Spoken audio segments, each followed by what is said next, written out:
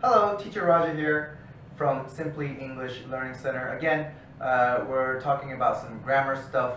It is not tense related, which means it's not about time, but more about kind of the words in English that you use. We're going to talk about the parts of speech today. You've learned probably all of these already, but I find that a lot of students often forget the names of what these words are, and that can be a problem sometimes because some of the more difficult ideas in English, you need to kind of understand what words are, what kind of word it is, and how to use it properly. So let's go ahead and start. So the very first one that you should learn and remember what it is, it's called a noun. And a noun is a person or people, places, things, animals, and ideas. Ideas, yes. Ideas sometimes when you think of a noun, it's something that you can touch. So this whiteboard is a noun. It's a thing, and I can touch it.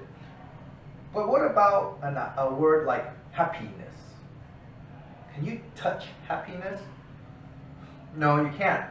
So even though it's not physical, you can't touch it, it's still something that is real. All right, let's move on to the next one. Verb is an easy one. These are the words that we talk about, the actions that we do, the things that we do. For example, I'm moving this pen, I'm throwing my pen in the air, throwing, okay? And this is the one that we need to remember, that when you change time with grammar tenses, we change the verb, okay? Now, what do we have left? We have adjectives. Adjectives tell us more about nouns. If I tell you about my dog, you might have your own idea of what a dog looks like. But if I tell you my big, beautiful, white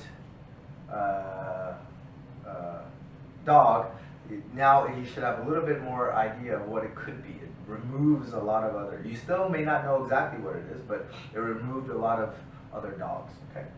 Now, an adverb. What's an adverb? An adverb is something that tells us or describes other verbs, describes verbs, adjectives, and other adverbs. When you use something like very, very becomes an adverb. So if I say, oh, she is very beautiful, very describes beautiful, it means a lot of beauty. And we also use it with verbs. He runs quickly, okay? Basically, yeah, that's how we use adverbs. Conjunctions, well, these things connect our words and our ideas. Words like and, but, or, because, as, since. These kinds of words connect our ideas and allow us to make our sentences stronger. Prepositions. What do prepositions do? A preposition has a lot of functions. It's one of the most difficult things in English to master for someone learning English as a second language or third language. And it talks about the easy ones are these: place, movement, and time, because you can always kind of know what they're talking about. But it's when they're connected with other words, as in prepositional phrases or phrasal verbs, where it gets a little bit more difficult. All right, and pronouns, which is probably one of the most important things you need to have your student really be strong at, are your pronouns. A lot of problems that come from their grammar stem from not understanding how to use the pronouns properly. So, what is a pronoun? A pronoun takes the place of a noun, and all that means is you need to use these words. I, you, he, she, it, we, you, and they. Now, these are called subject pronouns, and they need to learn a lot of other pronouns. There are object pronouns like me, them. There are possessive pronouns. There are, there's one more kind of pronoun.